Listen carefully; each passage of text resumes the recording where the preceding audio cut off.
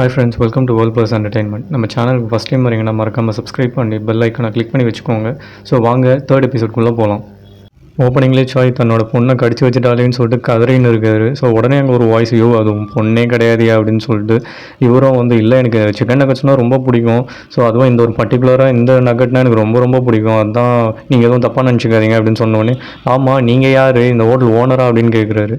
அவளும் இல்லை அப்படின்னு சொன்னோடனே, ஆமாம் அப்போ நீங்கள் யார், சிக்கன் நகட்ஸை பற்றிலாம் உங்களுக்கு எப்படி தெரியும் அப்படின்னு சொல்லிட்டு இவரும் அப்படியே ஷாக் ஆகி கேட்டுக்கிட்டே இருப்பார். உடனே நம்ம தலைவன் கோவம் வந்து, நான் தான் சொன்னேனே இவன் அந்த சிக்கன் நகட்ஸ் எக்ஸ்பர்ட், இவ தான் அந்த பிளாகர் அப்படின்னு சொன்ன ஹோங்சா அப்படின்னு சொன்னோடனே, நீ தானே அது அப்படின்னு சொல்லிட்டு பயங்கர சர்ப்ரைஸ் ஆகிடுவார் சாய்.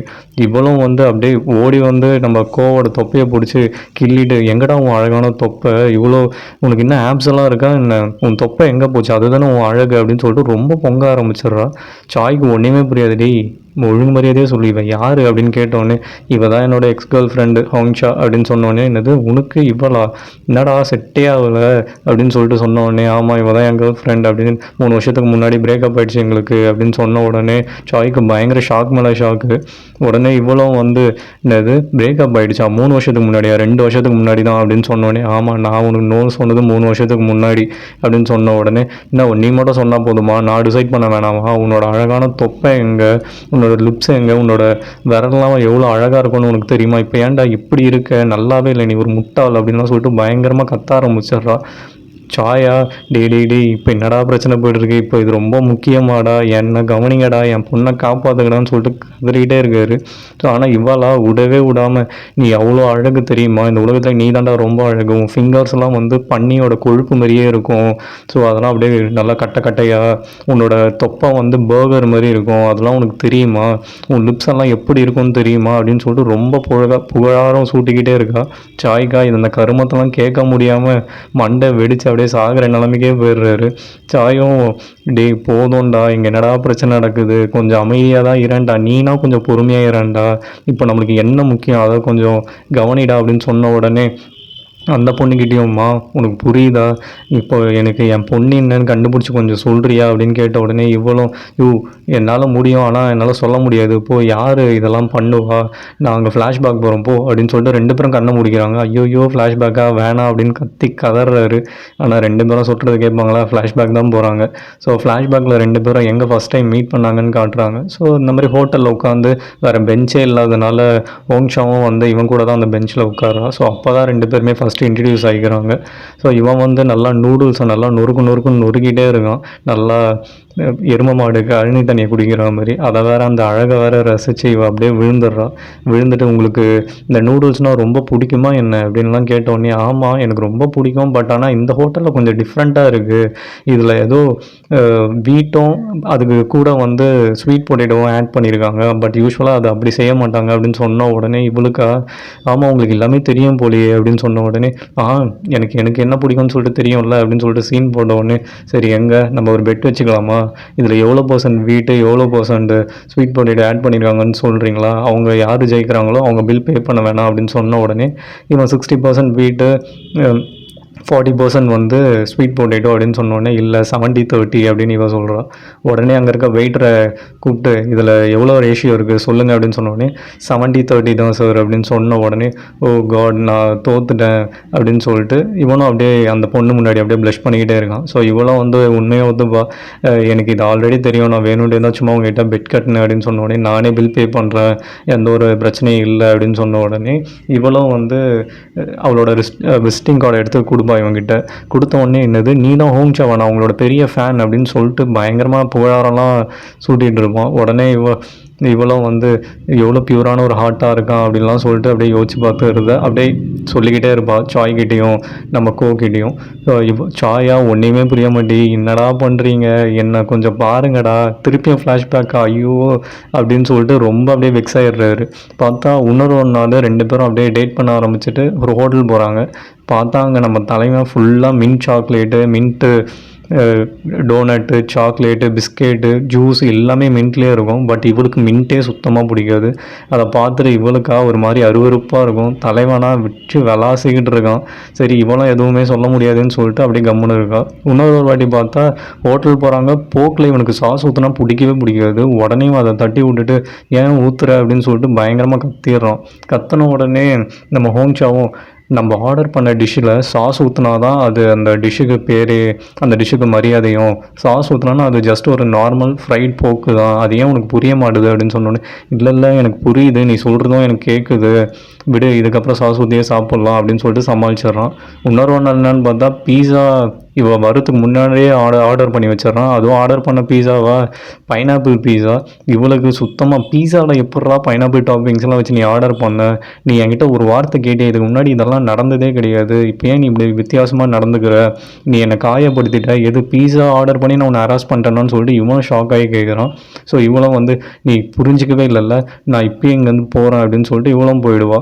நான் இன்றைக்கி அப்படி போகிறேன், நீ என்னை கொஞ்சம் கூட ஸ்டாப் பண்ணாமல் என்னை போக விட்டுட்டேன், நீ ஒரு முட்டாள், நீ ஒரு கோழை அப்படின்னு சொல்லிட்டு அப்புறம் தான் ஃப்ளாஷ்பேக்லேருந்தே கண்ணை திறந்து நீ ஒரு கேவலமானவன், நீ ஒரு டேஷு அப்படின்லாம் சொல்லிட்டு பயங்கரமாக பிடிச்சி கற்றுன்னு கத்திக்கிட்டே இருக்கா.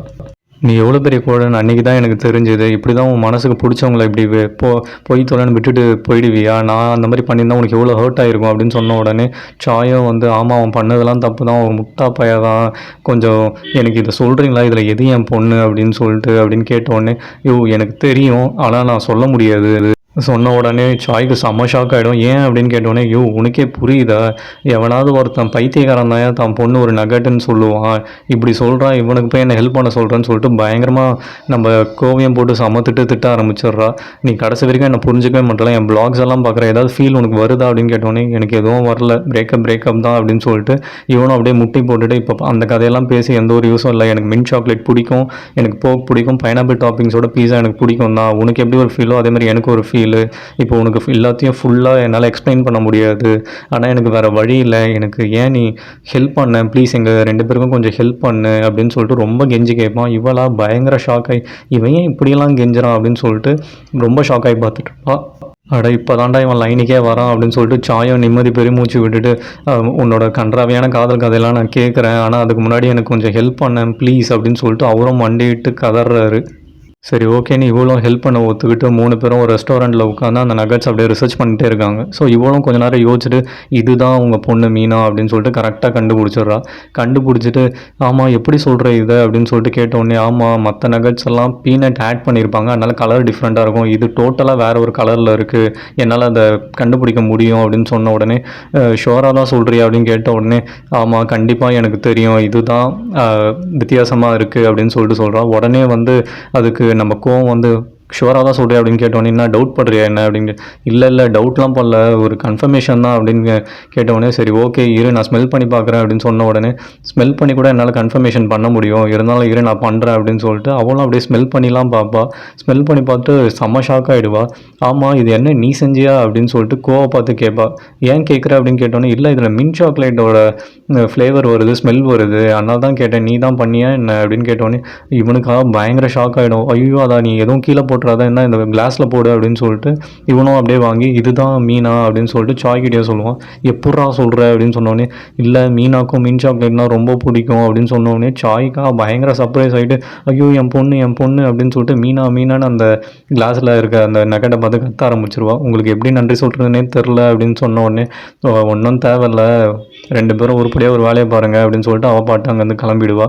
கிளம்புன உடனே திருப்பியும் இன்னும் ஞாபகம் வந்து டக்குன்னு திரும்பி ஆமாம் நீ இன்னும் சாங்லாம் எழுதுறியா அப்படின்னு கேட்ட உடனே கோவம் ஆமாம் நான் எழுதுகிறேன், யூடியூப்லலாம் அப்லோட் பண்ணிட்டுருக்கேன் அப்படின்னு சொன்னோடனே நல்ல ஒர்க் பண்ணுற, அதை நீ கண்டினியூ பண்ணு அப்படின்னு சொல்லிட்டு சொல்லிடுறான். சொன்ன உடனே சரி ஓகே நான் கிளம்புறேன், இதுக்கப்புறம் நான் உன்னை பார்க்க விரும்பல அப்படின்னு சொல்லிட்டு அவள் பாட்டுனா அப்படியே போயிடுவாள்.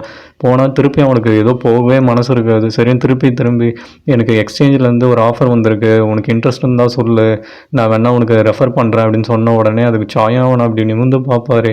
இவனா ரொம்ப நேர்மையாக இல்லை எனக்கு வேணாம் நான் நல்லா தான் இருக்கேன் அப்படின்னு சொல்லிடுவான். சொன்ன உடனே சரி ஓகே உன் இஷ்டம் அப்படின்னு சொல்லிட்டு அவளும் அப்படியே பாவமாக அந்த இடத்த விட்டு போயிடுவோம். அங்கே கட் பண்ணால் திருப்பியும் ஃபேக்ட்ரியை தான் காட்டுறாங்க. பார்த்தா அந்த வேர் ஹவுஸில் உட்காந்துட்டு நம்ம சாய் ரொம்ப ஃபீல் பண்ணுறாரு. ஐயோ என் பொண்ணு எப்படியெல்லாம் வளர்த்தா, அவங்க அம்மா இவளை பெற்று போட்டு செத்து போயிட்டா, ஆனால் இப்போ பாரு வேற ஒரு பொண்ணுக்கிட்ட வந்து என் பொண்ணை கண்டுபிடிச்சேன்னு கேட்குறேன் அப்படின்னு சொல்லிட்டு ரொம்ப ஃபீல் பண்ணி பேசுகிறாரு. ஆனால் நம்ம கோவம் இதுதான் சான்ஸ்னு சொல்லிட்டு, பாஸ் நான் உங்கள் பொண்ணை லவ் பண்ணுறேன், இது ஒரு தப்பான டைம் தான், பட் இருந்தாலும் இதை சொல்கிறேன் அப்படின்னு சொல்லிட்டு சொல்லிடுறான். இவனா சாய் வந்து பயங்கர டென்ஷனாக, என்னடா வளரிட்டு இருக்க, நீ மரியாதையாக வீட்டுக்கு போ அப்படின்னு சொன்ன உடனே, இல்லை உங்களெல்லாம் தனியாக விட்டெல்லாம் போக முடியாது, நான் இங்கே தான் இருப்பேன் அப்படின்னு சொன்னோடனே, இல்லை நான் தனியாக இருக்கிறதே பெட்டர், நீ தயவு செய்து கிளம்பு அப்படின்னு சொல்லிட்டு இவனை துரத்தி விடுறதுலேயே குறியாக இருப்பார். பத்தாதுக்கு இன்றைக்கி சாட்டர்டே வேறு, ஸோ லேபர்லாம் உனக்கு தெரியும்ல, நீ வீட்டுக்கு கிளம்பு அப்படின்னு சொன்னேன். இல்லை நான் ஒர்க்கே பண்ணலையே, உங்களெல்லாம் தனியாலாம் விட்டு போக முடியாது, உங்களையும் மீனாமையும், ஸோ நான் இப்படி தான் ஒர்க் பண்ணுவேன் அப்படின்னு சொல்லிட்டு நான் உங்கள் கூட தான் இருப்பேன்னு சொல்லிட்டு அவரும் வந்து அப்படியே உட்காந்துக்கிட்டே இருப்பான் கோவம். சரி ஓகே, மீனாவை ப்ரொடெக்ட் பண்ணுறதுக்கு வந்து நம்ம ஏதாவது ஒன்று பண்ணலாம்ல மாஸ்டர் அப்படின்னு சொன்ன, அந்த மாஸ்டரா அப்படின்னு சொன்ன உடனே, ஆமாம் நீங்கள் மிஷின் மாஸ்டர்ல அப்படின்னு சொன்ன உடனே, ஆமாம் அப்படின்னா என் பொண்ணை நான் சேஃபாக வைக்கிறதுக்கு ஒரு மிஷின் கண்டுபிடிக்கலாம்ல அப்படின்னு சொன்ன உடனே, ஆமாம் நீங்கள் அவளை டெம்பரேச்சர் மெயின்டைன் பண்ணிட்டோம், அவளை கெட்டு போகாமல் பார்த்துக்கிறதுக்கும் ஒரு மிஷின் கண்டுபிடிக்கலாம் அப்படின்னு சொல்லிட்டு சொன்ன உடனே, அப்போனா நான் கேட்குற எக்யூப்மெண்ட்ஸ் எல்லாம் போய் வேர் ஹவுஸ்லேருந்து கொண்டு வா அப்படின்னு சொன்ன உடனே இவனும் ஏஞ்சி குடுகுடுன்னு ஓடுவான். திடீர்னு பார்த்தா அப்படியே நின்றுட்டு, பாஸ் இப்போ தான் நீங்கள் எல்லாருக்கும் யூஸ்ஃபுல்லாக இருக்கிற மாதிரி ஒரு மிஷினை கண்டுபிடிக்க போகிறீங்க, எனக்கு அதை நினச்சா ரொம்ப பெருமையாக இருக்குது அப்படின்னு சொல்லிட்டு அவனும் அங்கேருந்து போயிடுவான். இவராக உடனே எடுத்து அதை ஸ்கெட்ச்லாம் பண்ண ஆரம்பித்து மிஷின்லாம் ரெடி பண்ணலான்னு சொல்லிட்டு அப்படியே ஒர்க் பண்ண ஆரம்பிச்சிருவார். இவனும் வந்து நானும் மீனாக்காக ஹெல்ப் பண்ணுவேன் அப்படின்னு சொல்லிட்டு அவனும் அப்படியே ஹெல்ப் பண்ண ஆரம்பிக்கிறான். பார்த்தா ஒரு மிஷினும் கண்டுபிடிச்சிடுறாங்க, மீனாவை தூக்கி அதுக்குள்ளேயே வச்சிடுறாங்க, நல்லா ஐஸ் பாக்ஸ் மாதிரி இருக்குது. ஸோ அதுக்குள்ளேயும் வச்சுட்டு அப்படியே சேஃபாக மீனாவை தூக்கி ஓரமாக வச்சிடுறாங்க. அங்கே வெளியே பார்த்தா எவனோ ஒருத்தன் ஒரு டிடெக்டரை வச்சு அப்படியே எதையோ ட்ராக் பண்ணி தேடிக்கிட்டே வரா மாதிரி காட்டுறாங்க. அவன் பார்த்தா டெலிவரி பாய் மாதிரி இருக்கான், பட் ஆனால் யாருன்னு சொல்லிட்டு அப்கமிங்கில் பார்த்துக்கலாம். அங்கே கட் பண்ணால் ரெஸ்டாரண்ட்டை காட்டுறாங்க. ரெஸ்டாரண்ட்டில் அந்த குண்டாக்கா வந்து தொடச்சிக்கிட்டே இருக்காங்க ரெஸ்டாரண்ட்டை க்ளோஸ் பண்ணிட்டு. திடீர்னு பார்த்தா அவங்களுக்கு ஏதோ சென்ஸ் வருது, அங்கே இருக்கிறவங்களும் கூட சேர்ந்துட்டு ஆஹா வந்துடுச்சு போல், எனக்கு அது ஃபீல் ஆகுது அப்படின்னு சொல்லிட்டு எல்லாரும் அப்படியே டோரையே பார்த்துட்டே இருக்காங்க கத்தியெல்லாம் வச்சுக்கிட்டு. ஸோ நெக்ஸ்ட் டே கட் பண்ணுறாங்க, பார்த்தா நம்ம வேர் ஹவுஸை தான் திருப்பி காட்டுறாங்க. நல்லா நைட்டு ஃபுல்லாக நல்லா தூங்கிட்டு பயங்கரமாக காலையில் ஏஞ்சிக்கிறாங்க. ஏஞ்ச உடனே ஐயோ மீனா அன்றைக்கி மட்டும் அந்த மிஷின்குள்ளே போகாமல் இருந்தால் எப்படி இருந்திருக்கும் அப்படின்னு சொல்லிட்டு ரொம்ப ஃபீல் பண்ணி பேசிக்கிட்டே இருக்கான். அன்றைக்கி மட்டும் மீனா அதுக்குள்ளே போகாமல் நானும் அதை தடுத்துருந்தால் எவ்வளோ நல்லா இருந்திருக்கும் அப்படின்னு சொல்லிட்டு ரொம்ப ஃபீல் பண்ணுறான். அதுக்கு சாயம் வந்து சரி ஓகே விடு, இல்லைனா இப்போ நடந்துருச்சு, இதுக்கப்புறம் நம்ம எப்படி காப்பாற்றணும்னு தான் யோசிக்கணும், அதை ஃபஸ்ட்டு நம்ம யோசிப்போம் அப்படின்னு சொல்லிட்டு இவரும் அப்படியே சரி இவரோட ஃப்ரஸ்ட்ரேஷன் அவங்ககிட்ட காட்டக்கூடாதுன்னு சொல்லிட்டு ரொம்ப மெச்சூராக நடந்து போயிடும். ஆனால் அவன் பார்த்த வெப் சீரிஸு படம்னு சொல்லிட்டு எல்லா கதையும் அடித்து விட்டுக்கிட்டே இருப்பான். ஒருவேளை மீனா இப்படி இருக்குமோ அப்படி இருக்குமோ அப்படின்னு சொல்லிட்டு, டேய் நீ ஃப்ரஸ்ட்ரேட் ஆகிறது இல்லாமல் என்னையே ஏன்டா ஃப்ரஸ்ட்ரேஷனில் ஒன்றும் தள்ளுறேன், நான் ஆல்ரெடி ரொம்ப வீக்காக இருக்கேன் மென்டலி ஃபிசிக்கலி, உன் தொல்லை வேறு என்னால் தாங்க முடியல, கொஞ்சம் வாயை மூடிட்டு இரண்டா அப்படின்னு சொன்ன உடனே, பாஸ் அப்படின்னா நான் அந்த மிஷின்குள்ளே போகிறேன், மிஷின்குள்ளே போயிட்டு நான் உங்களுக்கு எப்படி இருக்கும்னு சொல்லிட்டு இன்ஃபார்ம் பண்ணுறேன் அப்படின்னு சொன்னேன். நீ போயிட்டேன்னா நீயும் போய் தொலைஞ்சிடனா எனக்கு எப்படா தெரியும் அப்படின்னு சொன்ன உடனே இவனா ஒரு வேளை வேறு ஒரு டைமென்ஷனில் மாட்டிக்கிட்டாலோ அப்படின்னு சொல்லிட்டு கேம் ஆஃப் தான்ஸ்க்கு அதெல்லாம் சொல்ல ஆரம்பிச்சிடறான். டே உன் இமேஜினேஷனுக்கு ஒரு அளவே இல்லையாடா, மூடிட்டு கொஞ்ச நேரம்னா கம்முனுறேன், நானும் ஏதாவது உருப்படியாக யோசிக்கிறேன் அப்படின்னு சொல்லிட்டு இவரும் சொல்கிறாரு. உடனே அவன் ஸ்டாப் பண்ணுவான்னு பார்த்தா ஸ்டாப்பே பண்ணலாம். அவன் பார்க்குற ஒவ்வொரு ஹாலிவுட் படம், அவன் பார்த்த வெப் சீரிஸு எல்லாத்தையும் அப்படியே அடித்து கதையாக சொல்லிக்கிட்டு இருக்கான். ஸோ அடுத்தது பார்த்தா இன்டர்ஸ்டெல்லர் கதையை சொல்ல ஆரம்பிச்சிடான். பாஸ் ஒரு வேளை நம்ம மீனா வந்து இங்கே தான் எங்கேயோ மாட்டிக்கிட்டு வேறு ஒரு டைமென்ஷனில் மாட்டிக்கிட்டு இருப்பாலோ, நம்மளை பார்த்துட்டு தான் இருப்பா, ஒரு வேளை அந்த டூல்ஸ் பாக்ஸ்குள்ளே மாட்டிக்கிட்டு இங்கே நம்மளை பார்த்து நம்மளை கூட காண்டாக்ட் பண்ணணுன்னு சொல்லிட்டு ட்ரை பண்ணிட்டுருக்காளோ அப்படின்லாம் சொல்லி பயங்கரமாக அப்படியே இமேஜினேஷனை தெறிக்க விட்டுட்ருக்கான். அதேமாதிரி இவன் இமேஜினேஷனையும் காட்டுறாங்க. இன்டர்ஸ்டெல்லார் படத்தில் வர மாதிரி வேறு ஒரு டைமென்ஷனில் மாட்டிக்கிட்டு காண்டாக்ட் பண்ண ட்ரை பண்ணுற மாதிரியும், சாயும் வந்து அவன் சொல்கிறதெல்லாம் அப்படியே நம்புற மாதிரியே இருக்கேன்னு சொல்லிட்டு, எது அந்த டூல்ஸ் பாக்ஸ்குள்ளியா அப்படின்னு சொல்லிட்டு அந்த டூல்ஸ் பாக்ஸை பார்த்து மீனா மீனா அப்படின்னு சொல்லிட்டு கத்த ஆரம்பிச்சிடுறாரு. அதுக்கப்புறம் தான் இவர் ரியலைஸே பண்ணுறாரு, டேய் கொஞ்சம் நிறுத்துறா, உன்னால் நானும் பைத்தியக்காரன் ஆகிடுவோம் போல இருக்கே அப்படின்னு சொல்லிட்டு ரொம்ப ஃபீல் பண்ணுறாரு. ஆனால் திருப்பி நம்ம சும்மா இல்லாமல், பாஸ் நான் திருப்பி சொல்கிறேன், நான் அந்த மிஷின்குள்ளே போகிறேன், நீங்கள் எப்படியாவது என்னை காண்டாக்ட் பண்ண ட்ரை பண்ணுங்கள், இல்லை நானும் உங்களை காண்டாக்ட் பண்ண ட்ரை பண்ணுறேன் அப்படின்னு சொன்னா, டே அறிவு கெட்டவனே, உனக்கு எத்தனை வாட்டரா சொல்கிறது, நீ உள்ளே போய் மாட்டி தொலைஞ்சனா நான் என் பொண்ணை கண்டுபிடிப்பேனா இல்லை உன்னை கண்டுபிடிப்பானா, இருக்கிற தலைவலி பத்தாதுன்னு இப்போ நீ வேற ஏன்டா இப்படி பெர்ஃபார்ம் பண்ணிருக்க, அரலூசு, ஒழுங்காக மூடிட்டு உட்கார்றா, நம்ம என்ன வேலை இருக்கோ அதை பார்ப்போம் அப்படின்னு சொன்னோடனே, சரி ஓகே இப்போ என்ன தான் பண்ணுறது சொல்லுங்கள் அப்படின்னு சொன்னோடனே, இல்லை எனக்கு ஒரு ஐடியா இருக்குது, நான் அந்த சயின்டிஸ்ட்டு யூவை பற்றி கொஞ்சம் ரிசர்ச் பண்ணியிருக்கேன், ஸோ அவர் எங்கே இருக்கான்னு சொல்லிட்டு அதை கண்டுபிடிக்கலாம் அப்படின்னு சொன்னோடனே, சரி நீ போயிட்டு என்ன பண்ணுன்னா, நான் சொல்கிற அந்த லிஸ்ட்டில் இருக்க புக்ஸ் எல்லாம் வந்து நான் தேடி பார்த்தேன் கிடைக்கல, ஸோ நீ போய் அதை தேடி கண்டுபிடிச்சி எனக்காக கொண்டு வா, அதேமாதிரி மற்ற காண்டாக்ட்ஸ் எதாவது கிடைக்குதான்னு பாரு அப்படின்னு சொல்லிட்டு ஒரு லிஸ்ட்டு கொடுக்குறாரு. இவனும் வந்து பாஸ் நான் இந்த சிட்டியில் இருக்க எல்லா கடையிலையும் போயிட்டு இந்த புக்ஸை எப்படியாவது ரெடி பண்ணி கொண்டு வந்துடுறேன், அதேமாதிரி என்னால் முடிஞ்சது நான் ஏதாவது என் சோர்ஸில் வந்து நான் ட்ரை பண்ணி பார்க்குறேன், ஏதாவது இன்ஃபர்மேஷன் கிடைக்குதான்னு சொல்லிட்டு நம்ம இந்த ஆப்ரேஷனை பண்ணுவோம் அப்படின்னு சொல்லிட்டு 2 பேருமே சரி ஓகே வேலையை பார்க்கலாம் அப்படின்னு சொல்லிட்டு சாயும் சைக்கிள் எடுத்துகிட்டு பயங்கரமாக ஸ்பீடாக கிளம்பிக்கிட்டே இருக்காரு. ஆனால் ரொம்ப மன வருத்தத்தில் தான் அப்படியே சைக்கிள் ஓட்டிகிட்டே போகிறாரு. அந்த போலீஸ்காரன் சொன்னதெல்லாம் என்னால் அஃபிஷியலாலாம் ஹெல்ப் பண்ண முடியாது, ஆனால் நீங்கள் ஏதாவது நீங்களாக இன்வெஸ்டிகேட் பண்ணால் அதை நான் தடுக்கவும் விரும்பலை, நீங்கள் பண்ணுங்க அப்படின்னு சொல்லிட்டு அப்படியே சொல்லிடுறாரு. அதையும் அப்படியே நினச்சிட்டு கடைசியில் பார்த்தா இவர் ரிசர்ச் பண்ணதெல்லாம் வச்சு அந்த சயின்டிஸ்டோட குரூப்பில் இருந்தால் ஒரு பர்சனோட வீட்டை வந்து கண்டுபிடிச்சிடுறாரு. வீட்டுக்கு ஆனால் போனால் இவருக்கு பயங்கர ஷாக்கு. அந்த சயின்டிஸ்டோட அசிஸ்டண்ட் வந்து இப்போ மனநல பாதிக்கப்பட்ட மாதிரியே உட்காந்துருக்காங்க. ஸோ அவங்களோட ரிலேட்டிவ் தான் ஒருத்தவங்க வந்து இல்லை அவங்க மென்டலி வந்து சரியில்லை, அவங்க வந்து இப்போ முன்னாடி மாதிரிலாம் இப்போ யார்கிட்டையும் பேசுறது இல்லை, அவங்களுக்கு 2 பசங்க இருக்காங்க, அங்கே பாருங்கள் அவங்க எப்படி இருக்காங்கன்னு அப்படின்னு சொல்லிட்டு அவங்களையும் காட்டுறாங்க. இவராக பயங்கர ஷாக் ஆகிட்டு ஐயோ உங்களுக்கு வேறு ஏதாவது கான்டாக்ட்ஸ் இருக்கா அப்படின்னு சொல்லிட்டு கேட்டோடனே அவங்க 2 பசங்க தான் எனக்கு தெரியும், அதுவும் ஒருத்தன் வந்து தருதலை, இன்னொருத்தன் லேபுன்னே சுற்றிட்டு இருப்பான், உங்களுக்கு வேணால் அந்த லேபில் வேணால் போய் பாருங்கள் அப்படின்னு சொல்லிட்டு அந்த லேப் அட்ரஸை கொடுக்குறாங்க. இவரும் வந்து அந்த லேபுக்கு போயிடுறாரு. லேபுக்கு போயிட்டு அங்கே போய் உட்காந்துட்டு இருக்காரு, என்ன பண்ணுறது ஏது பண்ணுறதுன்னு தெரியாமல். திடீர்னு பார்த்தா நம்ம வந்து கால் பண்ணிவிடுவான், பாஸ் ரொம்ப முக்கியமான ஒரு விஷயம் சொல்லணும், எனக்கு சில கான்டாக்ட்ஸ் கிடச்சிருக்கு அப்படின்னு சொல்லிட்டு சொன்ன உடனே டேய் சொல்கிறான் என்னடா ஆச்சு அப்படின்னா, நீங்கள் சொன்ன புக்ஸ் எல்லாம் நான் வாங்கிட்டேன், அதே மாதிரி நான் வந்து என் சைடில் வந்து இன்வெஸ்டிகேட் பண்ணேன், பார்த்தா எனக்கு ஒருத்தவங்களோட கான்டாக்ட் கிடச்சிது, அவங்க வந்து அந்த குரூப்பில் தான் இருந்திருக்காங்க இவங்களும். ஸோ அவங்க வந்து என்ன சொன்னாங்கன்னா அந்த மிஷனை பற்றி எதுவுமே தெரியாது அவங்களுக்குன்னு தான் அவங்களும் சொன்னாங்க. பட் ஆனால் அந்த ப்ராஜெக்ட் ஃபெயிலியர் ஆனதுனால அந்த கம்பெனி வந்து அதை டோட்டலாக ஸ்க்ராப் பண்ணி தூக்கி போட்டாங்க அப்படின்லாம் சொல்லிட்டு இன்ஃபர்மேஷன் இருக்குதுன்னு சொல்லிட்டு அவங்க சொன்னாங்க. உங்களுக்கு வேணும்னா அவங்கக்கிட்ட நம்ம பேசலாம் அப்படின்னு சொன்ன உடனே, சரிடா எந்த சைட்டில் ஸ்க்ராப் போட்டாங்க அப்படின்னு கேட்ட உடனே அவன் அந்த ஒரு அட்ரஸ் சொல்கிறான். சரி ஓகே நான் அது பக்கத்தில் தான் இருக்கேன், நானே போய் அந்த ஸ்க்ராப் இருக்கிற இடத்துல போய் செக் பண்ணுறேன் அப்படின்னு சொல்லிட்டு இவரும் ஃபோனை வச்சுட்டு சைக்கிள் எடுத்துகிட்டு வேகமாக மிதித்து போயிட்டே இருக்காரு. மீனா நான் உன்னை கண்டிப்பாக காப்பாற்றுவேன் அப்படின்னு சொல்லிட்டு பார்த்தா அங்கே ஒரு குரூப்பு சைக்கிளிங் பண்ணிகிட்டே வராங்க. அதில் பார்த்தா ஒரு வயசான பாட்டி இவரையும் அடித்து பார்த்துக்கிட்டே இருக்காங்க.